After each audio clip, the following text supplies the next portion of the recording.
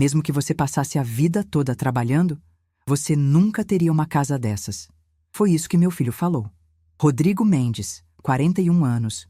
O filho que eu criei sozinha depois que o pai dele nos deixou quando Rodrigo tinha apenas 6 aninhos, olhou bem nos meus olhos e disse aquilo. E a Patrícia, a nora de rosto sempre maquiado e sorriso sempre calculado, estava ao lado dele com uma taça de espumante na mão e deu aquela risadinha. Não foi uma gargalhada, foi pior. Foi aquele risinho contido de quem acha que ganhou, de quem se sente superior e faz questão de deixar isso no ar sem precisar gritar. Fiquei parada no meio da sala de 180 metros quadrados daquela casa nova deles, no Alphaville, segurando o meu pratinho de canapé, com os meus 67 anos e o meu vestido azul marinho que eu tinha comprado especialmente para a festa de inauguração. E não disse nada. Sorri. Um sorriso que Rodrigo não entendeu naquele momento, mas que alguns meses depois ele ia entender muito bem. Você quer saber o que aconteceu quando eles chegaram na minha casa nova? Então fica comigo até o final, porque o que vem a seguir é uma história que vai te mostrar que a vida tem um jeito muito particular de fazer justiça para as pessoas certas. Mas para você entender tudo, preciso te contar como eu cheguei naquele salão cheio de gente estranha, sorrindo para uma piada que estava sendo feita às minhas custas. Meu nome é Conceição Aparecida Mendes. Todo mundo me chama de Cida. Nasci em Ribeirão Preto, filha de lavrador. Aprendi desde cedo que as coisas na vida não caem do céu. Meu pai dizia que a terra não mente, que você planta, você colhe. Eu carregava esse ensinamento na alma como se fosse tatuagem. Me casei com Nelson aos 22 anos. Nelson era mecânico, bom homem, trabalhador, mas inquieto. Quando Rodrigo tinha 6 anos e eu estava grávida de 3 meses de uma menina que eu nunca cheguei a conhecer porque perdi no 5º mês, Nelson foi embora. Não foi com outra mulher, não foi briga. Ele simplesmente acordou numa segunda-feira e disse que precisava de outra vida. Pegou uma mochila, deixou a chave da casa em cima da mesa e foi embora. Recebi uma carta 6 meses depois de Santos. Dizia que ele sentia muito. Não respondi. Guardo uma foto do Nelson até hoje. Não por amor que ficou, mas por honestidade com a história. Rodrigo tem o jeito dele de rir.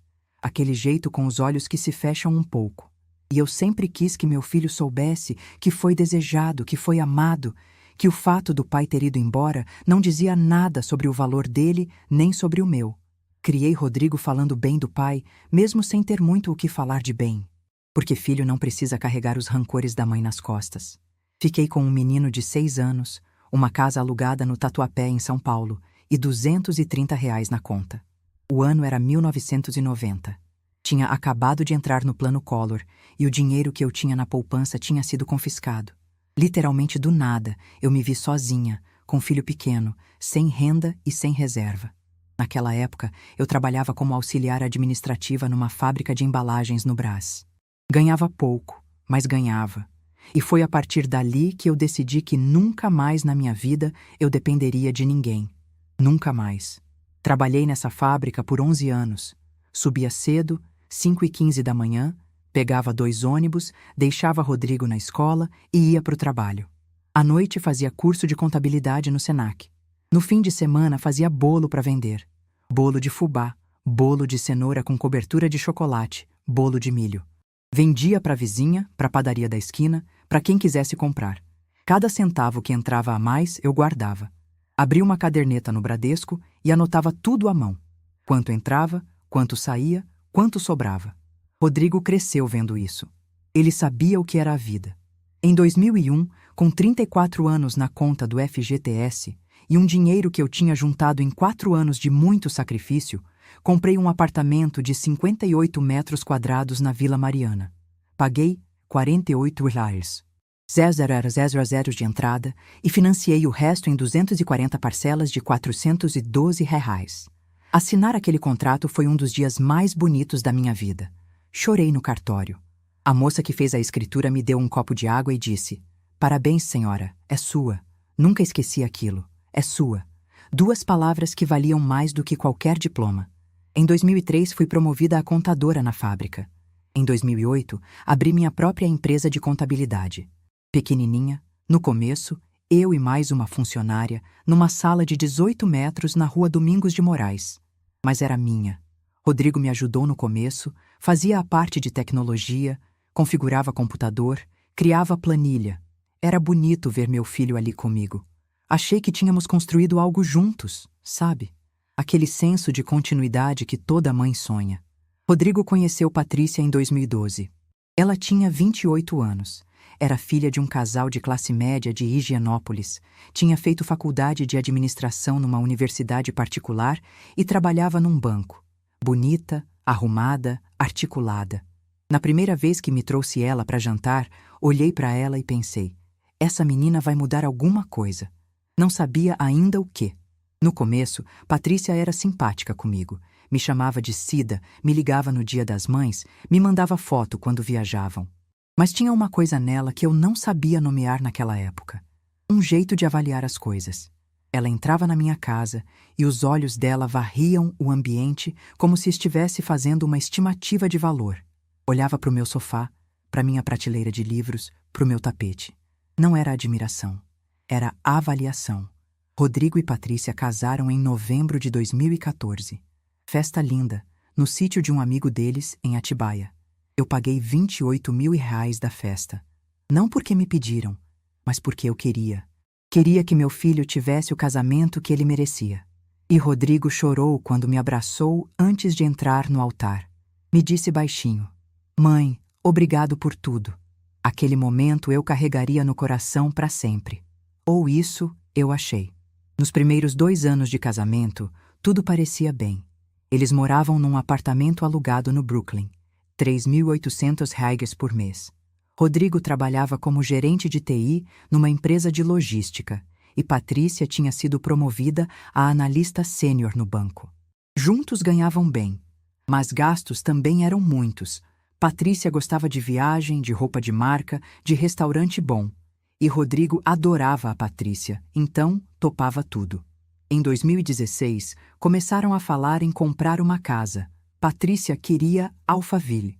Rodrigo trouxe o assunto para mim numa tarde de domingo, enquanto almoçávamos na minha casa na Vila Mariana.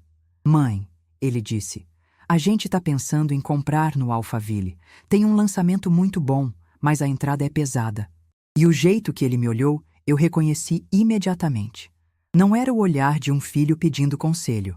Era o olhar de quem está pedindo dinheiro, mas não quer parecer que está pedindo. Emprestei R$ 80.000. Não dei, emprestei.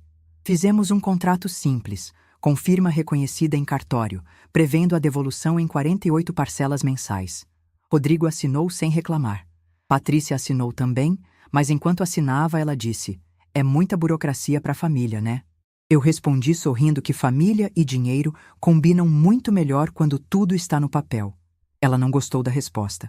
As parcelas vieram durante os primeiros 8 meses. Depois, Rodrigo começou a pedir prazo. 1 vez, 2 vezes, 3 vezes. Na 4ª vez, ele disse que iam me pagar, mas que Patrícia tinha perdido o emprego no banco e que as coisas estavam apertadas. Falei que tudo bem, que podia esperar, mas que o contrato seguia valendo. Patrícia não perdeu o emprego. Descobri depois que ela tinha pedido demissão para se dedicar a um projeto próprio de consultoria que nunca saiu do papel. Em 2017, minha empresa de contabilidade estava indo bem. Tinha 6 funcionários, uma carteira de 47 clientes, um faturamento mensal de R$ 68.000. Trabalhei muito para chegar ali. Mas aquele ano também foi o ano em que comecei a sentir que alguma coisa estava mudando com Rodrigo. Ele ligava menos. Quando eu ligava, atendia com pressa. Quando ia visitar, Patrícia estava sempre em casa e sempre tinha alguma coisa acontecendo que encurtava minha visita. Um jantar marcado, uma saída com amigos, uma dor de cabeça. Tinha um cheiro diferente naquela casa nova deles. Não era mau cheiro, era o cheiro de tinta nova, de móvel importado, de difusor de ambiente caro. Mas era também o cheiro de alguma coisa que eu não pertencia. Cada vez que eu sentava no sofá deles, naquele sofá cinza de couro legítimo, que custou mais de $18, eu sentia que era visita, não família. Em março de 2018, Rodrigo me ligou numa quinta-feira, às 10h30 da manhã, e disse que precisava me falar uma coisa importante. Minha empresa estava funcionando. Eu estava de reunião com um cliente novo. Pedi para ligar mais tarde. Ele disse: "Tá bom, mãe, não é urgente." Liguei às 3 da tarde.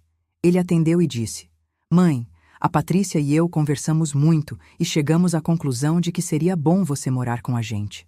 A gente tem espaço, tem um quarto de hóspedes grande e a gente ia ficar mais tranquilo te tendo perto. A minha empresa de contabilidade no escritório do Alphaville também tem demanda e talvez você pudesse trabalhar lá." Fiquei em silêncio por alguns segundos. Depois perguntei: "E o meu apartamento?" Ele respondeu: "A gente podia alugar. A renda extra ia ajudar você a ter uma reserva." Falou assim: "A renda extra ia ajudar você." Como se o aluguel fosse para o meu benefício e não para a conta deles. Disse que ia pensar. Patrícia me mandou mensagem no dia seguinte dizendo que o quarto deles era lindo, todo decorado e que ia ser ótimo para todo mundo. Ótimo para todo mundo.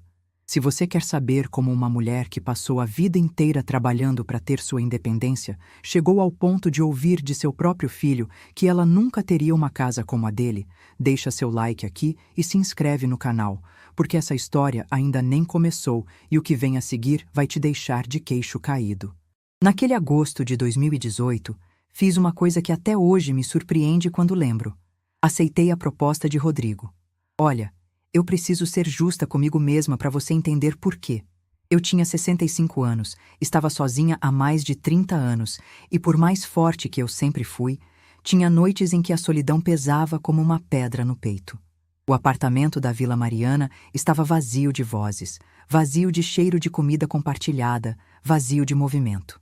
Quando meu filho me disse que queria eu perto, uma parte de mim que eu havia aprendido a calar foi mais forte do que a minha razão.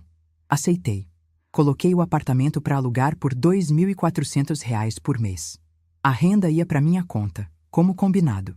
Fiz uma mala grande, deixei a maior parte dos móveis no apartamento, levei minhas coisas pessoais, minhas fotos, os livros que mais gostava, o terço da minha mãe que eu guardava num potezinho de vidro na gaveta da cabeceira, e fui morar na casa do Alphaville. O quarto era bonito, sim. Tinha uma cama de casal com colchão castor de mola ensacada, cortina de linho bege, ar-condicionado, inverter, banheiro próprio com chuveiro de pressão boa. No começo, eu acordava de manhã e pensava que era bom estar ali. Café da manhã junto, filho por perto, aquela sensação de família que eu havia sentido falta por tantos anos. Mas a Patrícia não demorou muito para mostrar quem ela era dentro de casa. E dentro de casa, ela era outra pessoa completamente diferente daquela mulher simpática e bem vestida das festas de família. A primeira coisa que aconteceu foi em setembro, 3 semanas depois que eu tinha chegado. Eu estava na cozinha às 7 da manhã, fazendo café, quando Patrícia entrou de roupão, cabelo preso, e falou sem me olhar: "Cida, eu prefiro que você não use a cozinha antes das 9, porque a gente acorda tarde e o barulho incomoda." Parei com a mão no coador e olhei para ela.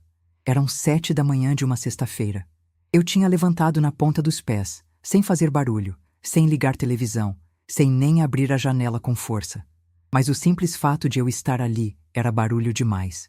Disse tudo bem, Patrícia, e a partir daquele dia eu passava a manhã no meu quarto, esperando às 9 horas para tomar meu café.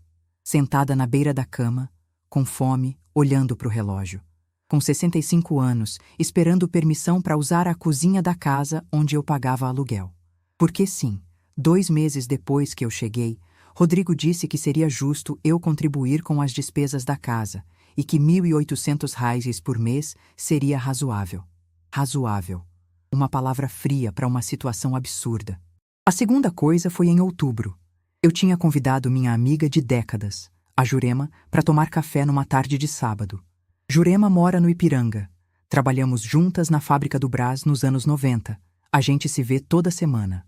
Avisei Rodrigo com 2 dias de antecedência. Ele disse claro, mãe. Na manhã do sábado, Patrícia me chamou no corredor e disse: "Olha, Cida, a gente estava pensando em receber visita aqui em casa só nos fins de semana programados, porque a casa é nossa e a gente precisa do nosso espaço." Olhei para ela. "Essa é a minha amiga que conheço há 30 anos, eu disse. Ela sorriu. "É, mas é a nossa casa, né?" Tive que ligar para Jurema e desmarcar. Ela ficou preocupada. Disse que eu não parecia bem. Disse que se eu precisasse de alguma coisa, podia contar com ela. Desliguei o telefone no meu quarto e olhei pela janela para o jardim de R$ 45 mil de paisagismo que eles tinham feito recentemente. Engoli seco e não chorei. Ainda não. A terceira coisa foi a mais humilhante. Em novembro, fui ao mercado sem avisar e comprei alguns itens para a cozinha, pois tinham acabado coisas que eu usava, um iogurte específico, um chá de camomila, uma banana mais madura que a Patrícia nunca comprava porque ela preferia banana verde. Quando voltei, Patrícia estava na sala com uma expressão fechada. Ela disse: Cida, a gente tem um sistema de compras aqui em casa. Você devia ter me avisado antes de ir ao mercado para eu incluir no pedido do aplicativo. Não tenho sistema de compras, Patrícia, eu disse.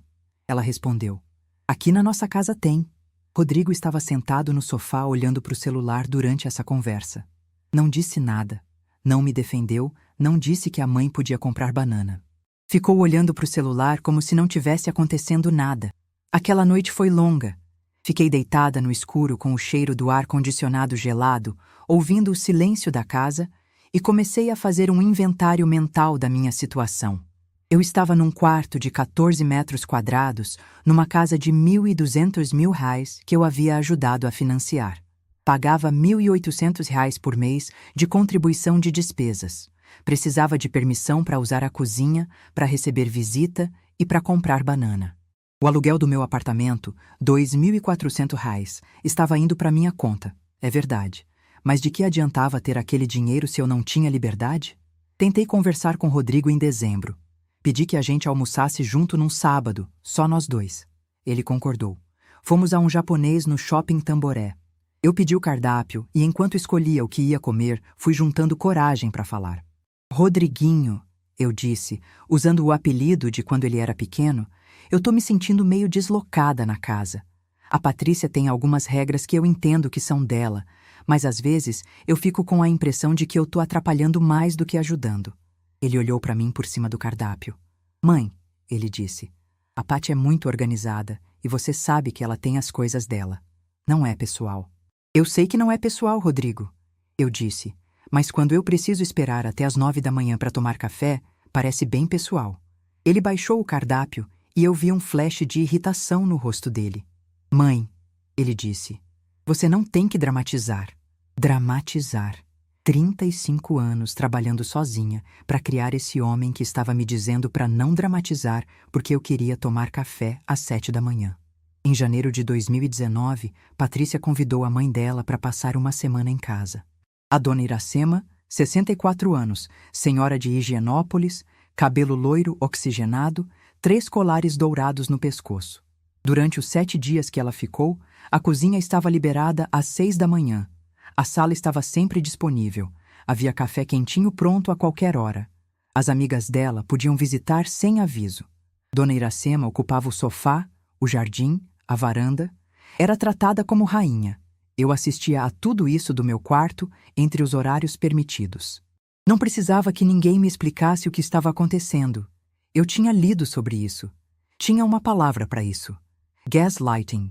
Faziam eu me sentir que o problema era meu, que eu era sensível demais, que eu dramatizava, enquanto a situação piorava milímetro a milímetro de forma tão gradual que eu quase não percebi quando cruzei a linha de hóspede para intrusa tolerada.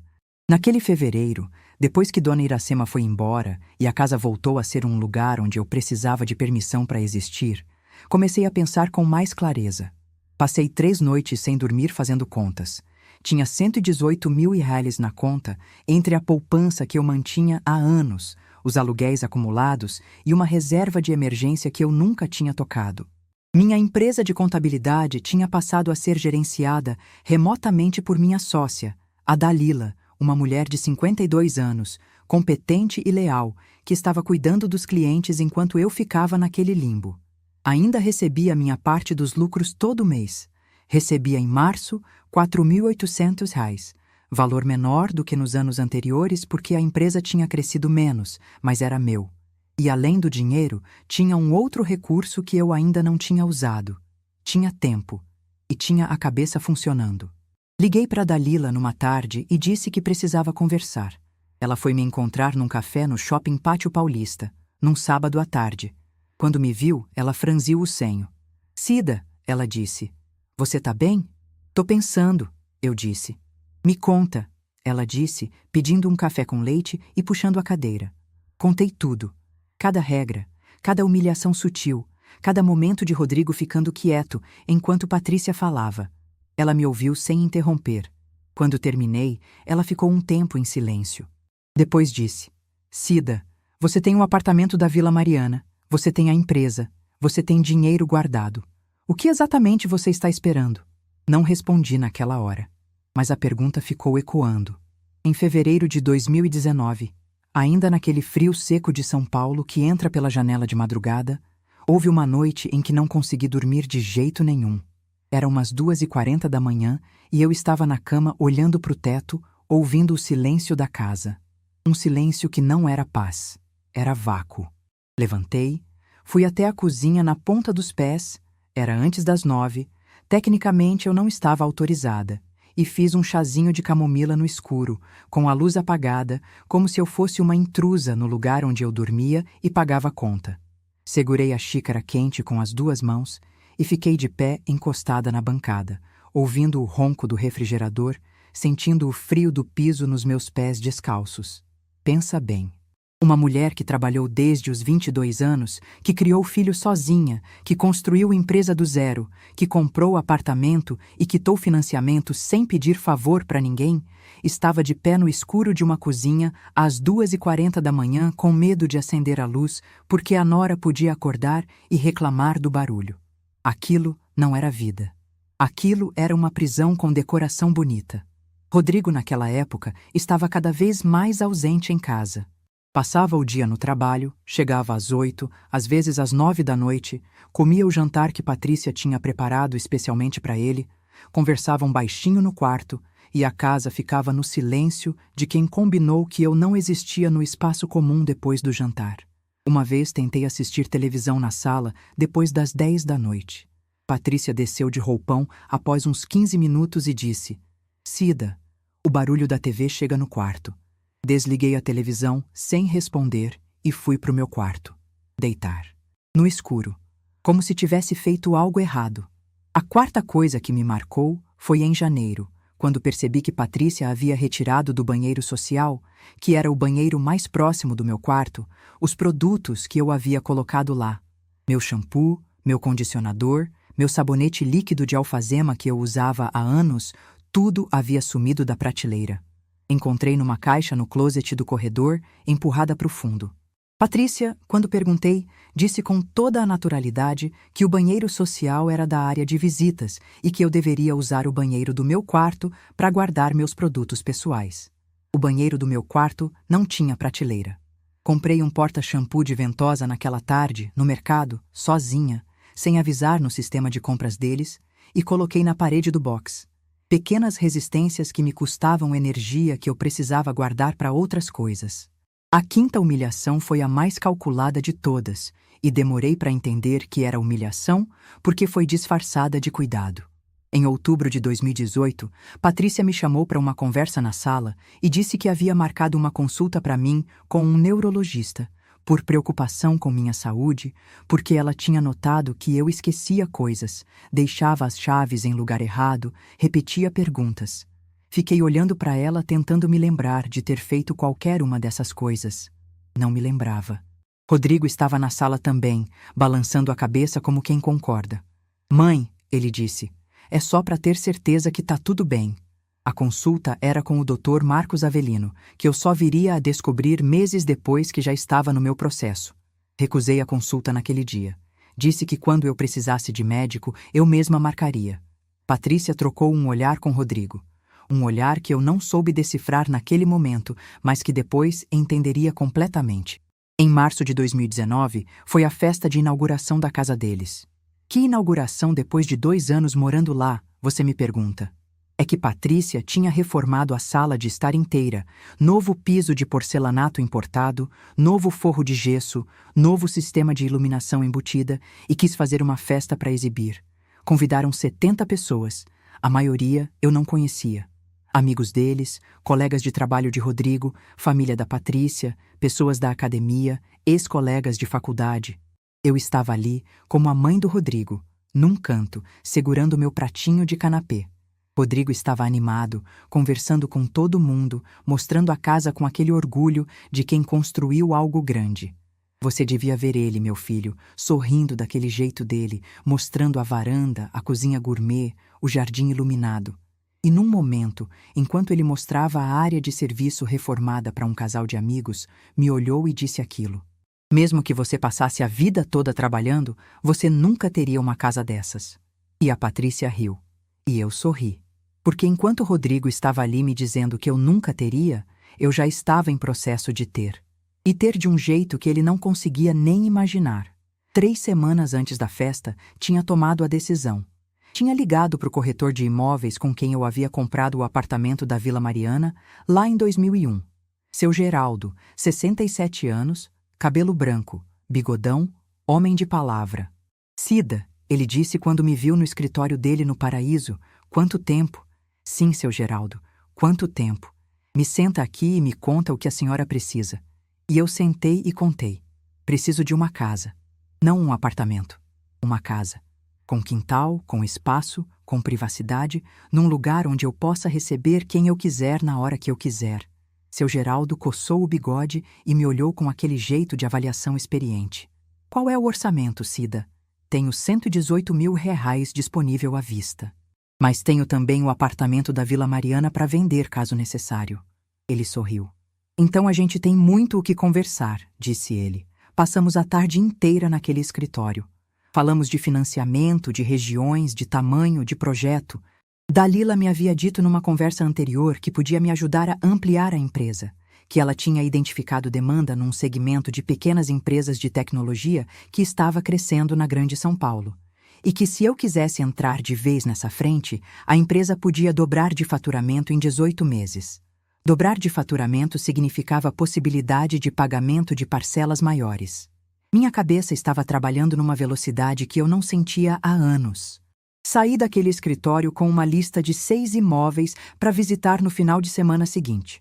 O 5º imóvel da lista era numa rua arborizada de Santana, zona norte de São Paulo, a R$280 mil, uma casa de 130 metros quadrados, 3 quartos, sala grande, cozinha reformada, quintal com árvore de jabuticaba e uma garagem para 2 carros.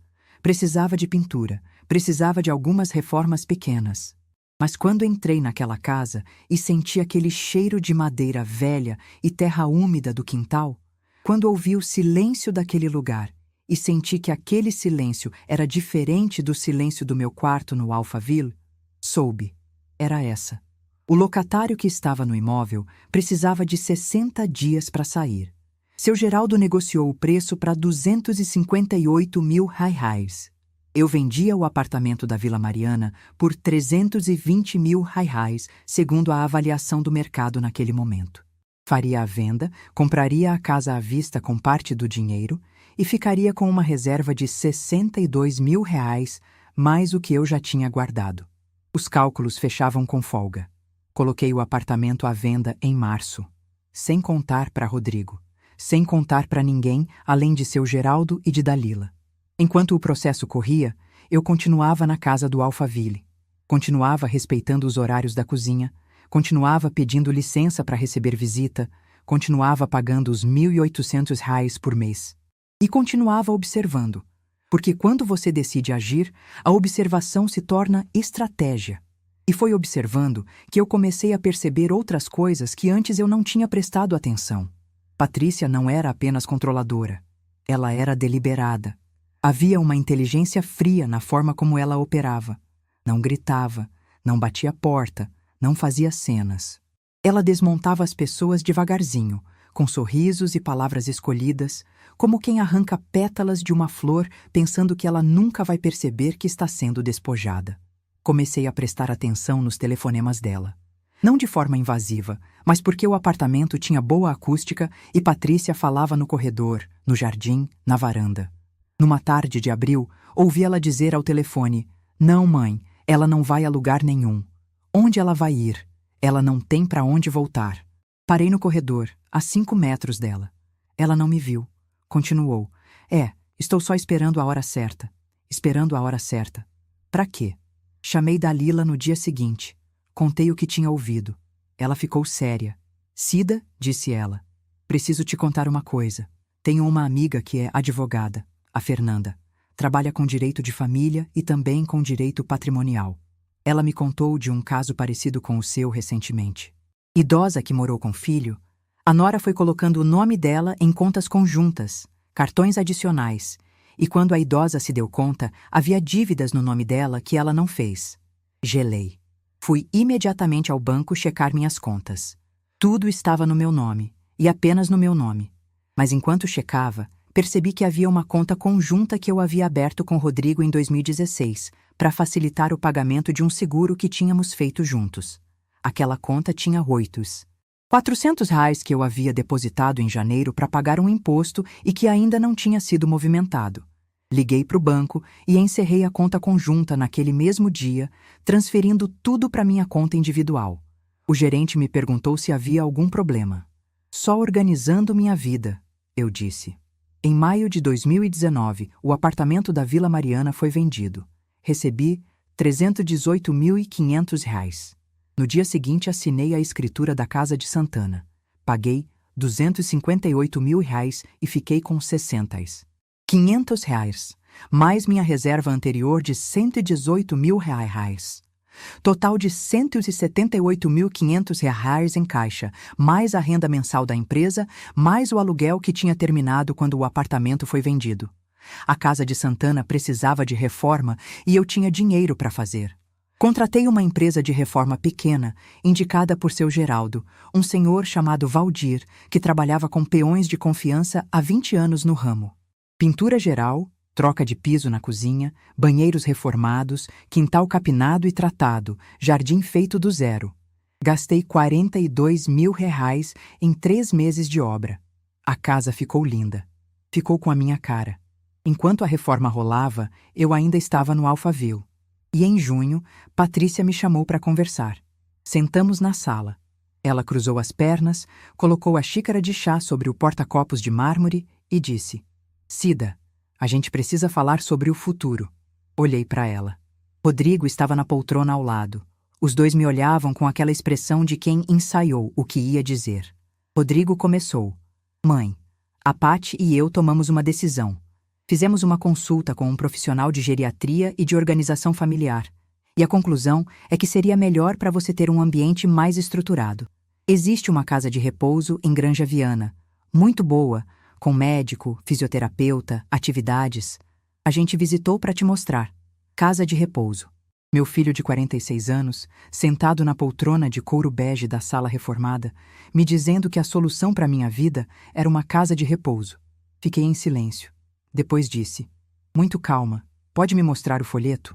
Rodrigo pegou o tablet e me mostrou o site da tal casa. Era bonita, sim, R$ 8.500 por mês. Ele disse que poderia ser bancada pelo aluguel do meu apartamento e pela minha aposentadoria. Falei que não tinha mais o apartamento. Ele fez uma pausa. Como assim, mãe? Vendi, eu disse. Silêncio. E a aposentadoria seria suficiente, mãe, disse Patrícia com aquela voz adocicada. A gente completaria o que faltasse. Notei que nenhum dos dois perguntou para onde o dinheiro da venda do apartamento tinha ido. Disse que ia pensar, mas já sabia o que ia fazer. Na semana seguinte, liguei para o seu Geraldo e perguntei se a Casa de Santana já estava pronta. Ele disse que faltava só os últimos detalhes, uns 4 dias. Pedi que me ligasse quando estivesse finalizada. Liguei para Jurema e disse que ia precisar da ajuda dela no fim de semana. Ela disse que podia contar. Liguei para Dalila e contei que estava quase na hora. Ela disse: Eu te acompanho se você quiser. Quero, eu disse. No último sábado de julho de 2019, fiz minha mala com calma.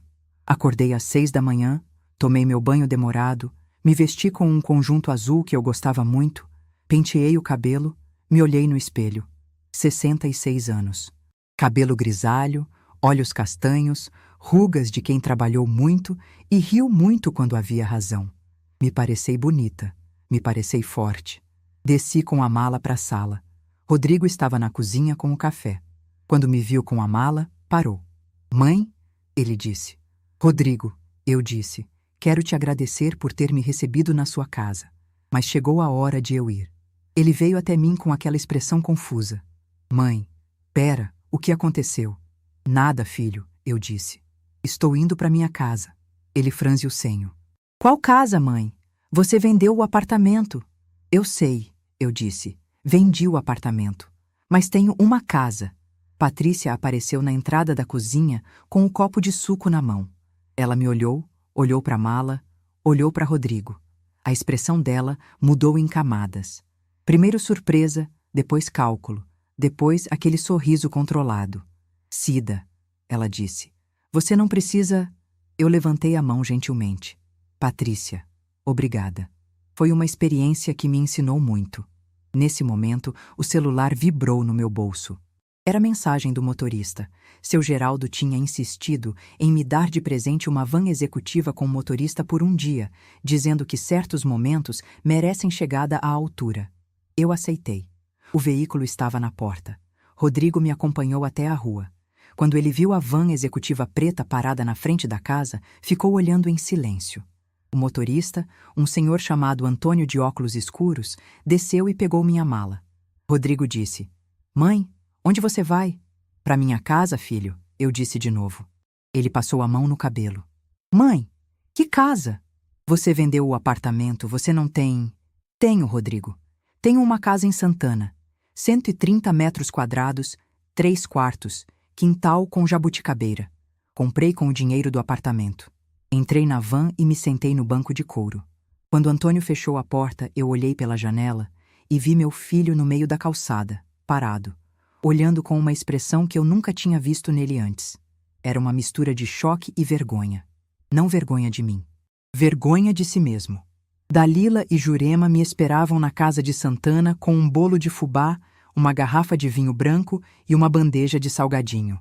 Quando entrei na casa, já com toda a reforma pronta, senti o cheiro de tinta nova e de limão que a faxineira tinha usado no piso. O sol da tarde de julho entrava pelas janelas da sala e fazia um retângulo de luz no piso novo de porcelanato simples, limpo, bonito. Fui até o quintal e peguei uma jabuticaba que estava madura no galho mais baixo e coloquei na boca. Estava doce. Rodrigo tentou me ligar naquela tarde. Não atendi. Mandou mensagem dizendo que precisava conversar. Não respondi. No dia seguinte, ligou de manhã cedo. Atendi. Mãe, ele disse, a voz diferente, sem aquela firmeza de antes. Filho, eu disse. Ele ficou em silêncio por uns segundos. Depois disse, Mãe, eu preciso te pedir desculpas. Ainda não, eu disse com calma. Primeiro você precisa entender o que aconteceu. Aí a gente conversa. Nos dias seguintes, coisas foram emergindo. Dona Vilma, a vizinha do 47 da rua onde eu morava no Alphaville, uma senhora de 72 anos, aposentada do banco, de cabelo branco curto e óculos de grau redondo, que eu tinha feito amizade discreta durante os meses que morei ali, me mandou uma mensagem. Dizia que precisava me contar uma coisa. Nos encontramos num café perto da casa dela. Vilma tinha ouvido Patrícia conversando no jardim numa tarde, enquanto Vilma regava as plantas do lado de fora. Patrícia estava ao telefone e disse: o apartamento dela foi vendido, mas o dinheiro deve ter ido para a conta dela. Preciso descobrir onde ela guarda as coisas antes de partir para a próxima etapa. Pedi a Fernanda, a advogada indicada por Dalila, que se tornara minha advogada, que investigasse se havia algum movimento legal já em curso. Fernanda era uma mulher de 44 anos, cabelo preto, jeito direto de falar. Ela investigou por uma semana e me trouxe um resultado que até hoje me dá arrepio. Patrícia havia consultado um escritório de advocacia especializado em interdição judicial de idosos 3 meses antes. Interdição. Aquele processo pelo qual uma pessoa é declarada incapaz de gerir sua própria vida e seus bens, e precisa de um responsável legal. O responsável proposto era Rodrigo. E quem moveria o processo, por trás, era Patrícia. Eu nunca fui incapaz, nunca tive problema de saúde mental, nunca tive problema cognitivo, nunca deixei de gerir minha empresa, meu dinheiro, minha vida. Mas o processo de interdição pode ser iniciado por qualquer familiar e costuma ser difícil de barrar quando a família se apresenta como protetora e a pessoa idosa parece isolada. Eles estavam me isolando. Os meses em que eu não podia receber visita, em que eu não podia usar a cozinha, em que eu me via confinada ao meu quarto, tudo aquilo estava construindo uma narrativa. A narrativa de uma idosa desorientada que precisava de proteção. Fernanda me olhou firme. Cida, ela disse, você saiu na hora certa. 2 meses a mais e eles teriam evidências suficientes para pedir a interdição com o respaldo de um laudo psicológico encomendado por eles.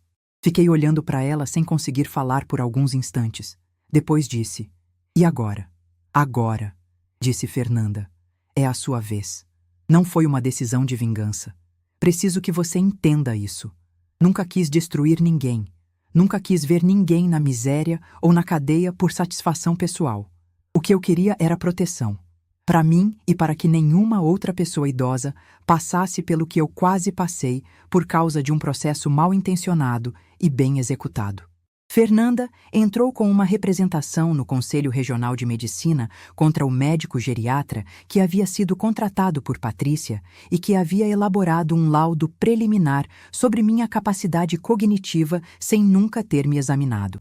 O médico se chamava Dr. Marcos Avelino, 52 anos, consultório na Avenida Paulista, e tinha um histórico discreto de laudos duvidosos em casos de interdição familiar, sempre a favor de quem pagava. O CRM abriu investigação. 3 meses depois, o registro dele foi suspenso por 120 dias e ele respondeu a processo ético. Fernanda também entrou com uma ação contra Patrícia por dano moral e tentativa de fraude patrimonial. O processo foi longo, mas as evidências eram robustas. O telefonema que a Vilma tinha ouvido foi declarado em depoimento. As mensagens que Patrícia havia enviado à mãe foram recuperadas com autorização judicial e apresentavam um planejamento claro de como isolar a sogra, fragilizá-la emocionalmente e criar as condições para um processo de interdição. Havia também uma conversa no WhatsApp com a irmã de Patrícia, onde ela escrevia com todas as letras: quando a gente tiver o controle legal sobre ela, o apartamento da Vila Mariana vai ser nosso. Fernanda me olhou firme. Cida, ela disse, você saiu na hora certa. 2 meses a mais e eles teriam evidências suficientes para pedir a interdição com respaldo de um laudo psicológico encomendado por eles. Fiquei olhando para ela sem conseguir falar por alguns instantes. Depois disse, e agora? Agora, disse Fernanda. É a sua vez. Não foi uma decisão de vingança. Preciso que você entenda isso. Nunca quis destruir ninguém. Nunca quis ver ninguém na miséria ou na cadeia por satisfação pessoal. O que eu queria era proteção. Para mim e para que nenhuma outra pessoa idosa passasse pelo que eu quase passei por causa de um processo mal intencionado e bem executado. Fernanda entrou com uma representação no Conselho Regional de Medicina contra o médico geriatra que havia sido contratado por Patrícia e que havia elaborado um laudo preliminar sobre minha capacidade cognitiva sem nunca ter me examinado. O médico se chamava Dr. Marcos Avelino, 52 anos, consultório na Avenida Paulista, e tinha um histórico discreto de laudos duvidosos em casos de interdição familiar, sempre a favor de quem pagava. O CRM abriu investigação. 3 meses depois, o registro dele foi suspenso por 120 dias e ele respondeu a processo ético. Fernanda também entrou com uma ação contra Patrícia por dano moral e tentativa de fraude patrimonial. O processo foi longo, mas as evidências eram robustas. O telefonema que a Vilma tinha ouvido foi declarado em depoimento. As mensagens que Patrícia havia enviado à mãe foram recuperadas com autorização judicial e apresentavam um planejamento claro de como isolar a sogra, fragilizá-la emocionalmente e criar as condições para um processo de interdição. Havia também uma conversa no WhatsApp com a irmã de Patrícia, onde ela escrevia com todas as letras: quando a gente tiver o controle legal sobre ela, o apartamento da Vila Mariana vai ser nosso. Mas o que veio a seguir naquele processo me deixou sem chão por alguns dias. Fernanda conseguiu acesso, através de perícia autorizada pelo juiz, aos extratos de uma conta que Patrícia mantinha no nome do próprio pai dela, mas que era operada por ela. Nessa conta, havia entradas regulares de valores que não batiam com nenhuma fonte de renda declarada por Patrícia no imposto de renda. Totalizado em 36 meses, eram R$ 134 mil que não tinham origem explicada. O Ministério Público foi acionado e abriu investigação sobre lavagem de capital e desvio de recursos. Descobriu-se depois que Patrícia havia criado uma empresa de consultoria no papel, sem funcionários e sem clientes reais, que servia de fachada para movimentar dinheiro de um esquema que ela e a irmã mantinham há anos, vendendo assessoria financeira fictícia para pequenas empresas e recebendo valores por serviços que nunca eram prestados. Rodrigo não sabia de nada disso. Absolutamente nada. Ele havia se casado com uma mulher que era duas pessoas ao mesmo tempo, e a versão dele nunca havia existido. Rodrigo foi citado no processo como parte, porque havia assinado documentos preparatórios junto com Patrícia. Mas Fernanda identificou rapidamente que ele havia sido manipulado tanto quanto eu, em aspectos diferentes. Patrícia havia construído em torno do meu filho uma versão de mim como uma mulher instável, possessiva e potencialmente um risco para a saúde dele. Conversas que ela relatava a ele sobre comportamentos meus que eu jamais tive. Rodrigo, filho da minha alma, havia passado 2 anos acreditando numa versão da mãe que Patrícia havia fabricado para ele. Quando Fernanda apresentou essas mensagens a Rodrigo no contexto do processo, ele ficou branco. Literalmente branco, me disse Fernanda depois. Ficou sentado na cadeira do escritório dela por quase 10 minutos, sem conseguir dizer uma palavra. Depois começou a chorar. Não foi um choro bonito. Foi feio, daquele jeito que chora quem está descobrindo que foi enganado pela pessoa que mais amava e que ao mesmo tempo causou dano à pessoa que mais deveria ter protegido. Rodrigo chorou com o rosto no papel que ele estava segurando, o papel com as mensagens da mulher dele, e ficou repetindo desculpa, mãe, desculpa, como se eu pudesse ouvi-lo naquele momento, como se aquelas palavras pudessem reconstruir tudo de uma vez. Patrícia negou tudo no início. Disse que as mensagens eram tiradas de contexto, que Rodrigo havia distorcido a situação, que era tudo uma perseguição da sogra enciumada. Era impressionante a velocidade com que ela construía a narrativa. Mas as evidências eram mais rápidas do que ela. O laudo do médico suspenso, as conversas recuperadas, o depoimento de Vilma, o histórico das cobranças mensais que eu havia documentado em planilha desde o primeiro mês na casa deles. No mais, R$ 800 por mês, cada pagamento registrado com data, horário e recibo de transferência. Em outubro de 2020, o juiz da Terceira Vara Civil de Santana condenou Patrícia ao pagamento de R$ 45 mil de dano moral e R$ 22.400 de devolução dos valores que eu havia pago de contribuição mensal durante os meses em que morei na casa deles, corrigidos com juros. Totalizou R$ 67.400. O processo penal por tentativa de fraude patrimonial seguiu em paralelo e foi encaminhado ao Ministério Público. Patrícia e Rodrigo se separaram em março de 2021. Não foi uma separação que eu pedi ou que desejei. Ela simplesmente aconteceu, como acontece quando os alicerces que mantinham algo de pé se mostram construídos em areia. Quando Rodrigo viu quem a Patrícia realmente era, quando leu aquelas mensagens, quando entendeu que durante 2 anos havia sido manipulado tanto quanto eu, mas de forma diferente, quando percebeu o quanto tinha deixado de ser filho para ser fantoche, algo quebrou nele que não tinha conserto dentro daquele casamento. O processo foi doloroso para ele. Vi isso de longe, porque durante os primeiros meses depois que a verdade veio à tona, eu precisei manter distância. Não por mágoa, mas porque a cura de Rodrigo precisava ser dele. Ele entrou em terapia com uma psicóloga chamada Adriana, em Pinheiros, sessões semanais, durante 1 ano e meio. Me ligava às vezes. No começo eu atendia e ficava em silêncio enquanto ele falava. Depois comecei a falar mais. Depois, começamos a nos encontrar. O primeiro almoço que tivemos depois de tudo aconteceu em junho de 2021. 1 ano e 2 meses depois daquela tarde em que eu saí do Alphaville numa van com minha mala e uma jabuticaba na boca. Viemos ao restaurante de comida mineira da Rua Vergueiro, que sempre foi o lugar favorito dos dois. Rodrigo chegou antes de mim. Quando entrei e o vi sentado à mesa, o vi com uns olhos diferentes. Tinha emagrecido um pouco, estava com o cabelo mais simples, sem aquele gel que Patrícia insistia que ele usasse. Parecia mais ele. Levantou quando me viu e me abraçou por um tempo longo. Eu senti o cheiro do perfume dele, que era o mesmo depois de criança, aquele perfume suave de lavanda. Não chorei. Fiquei quieta naquele abraço e deixei que aquele momento fosse o que era. Sentamos. Pedimos o frango com quiabo e a polenta frita. Rodrigo ficou um momento olhando para o prato antes de falar. Então disse: "Mãe, eu fiz muita coisa errada." "Você fez, filho," eu disse. "Você vai fazer errado de novo algum dia porque você é humano," eu disse. "A diferença é o que você faz depois." Ele assentiu em silêncio. Depois me olhou e perguntou: "Você conseguiu me perdoar?" Fiquei pensando um instante. "Você é meu filho," eu disse.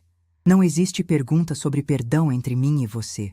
Existe reconstrução, existe tempo, e existe frango com quiabo que tá chegando." Ele deu uma risada pequena, a primeira risada real que eu via nele em muito tempo. Os 2 anos que se seguiram foram de reconstrução gradual. Rodrigo foi morar num apartamento pequeno no Tatuapé, perto de onde a gente morava quando ele era criança. Me ligava toda semana. Vinha jantar na minha casa em Santana às vezes. Eu ensinei a ele a mesma receita de bolo de fubá que minha mãe me ensinou e que eu vendia nos fins de semana nos anos 90. Ficamos lado a lado na cozinha naquela tarde de sábado, ele derramando a massa na forma, eu orientando a temperatura do forno, e houve um momento em que eu senti aquele cheiro de bolo assando, misturado com o cheiro de café passando no coador e o som do quintal com o vento nas folhas da jabuticabeira. E pensei que às vezes a vida cobra um preço alto pelas suas lições, mas as lições ficam. Os 2 anos que se seguiram foram de reconstrução gradual. Rodrigo foi morar num apartamento pequeno no Tatuapé, perto de onde a gente morava quando ele era criança. Me ligava toda semana. Vinha jantar na minha casa em Santana às vezes. Eu ensinei a ele a mesma receita de bolo de fubá que minha mãe me ensinou e que eu vendia nos fins de semana nos anos 90. Ficamos lado a lado na cozinha naquela tarde de sábado, ele derramando a massa na forma, eu orientando a temperatura do forno, e houve um momento em que eu senti aquele cheiro de bolo assando, misturado com o cheiro de café passando no coador, e o som do quintal com o vento nas folhas da jabuticabeira. E pensei que às vezes a vida cobra um preço alto pelas suas lições, mas as lições ficam. Rodrigo não foi fácil consigo mesmo durante esse período.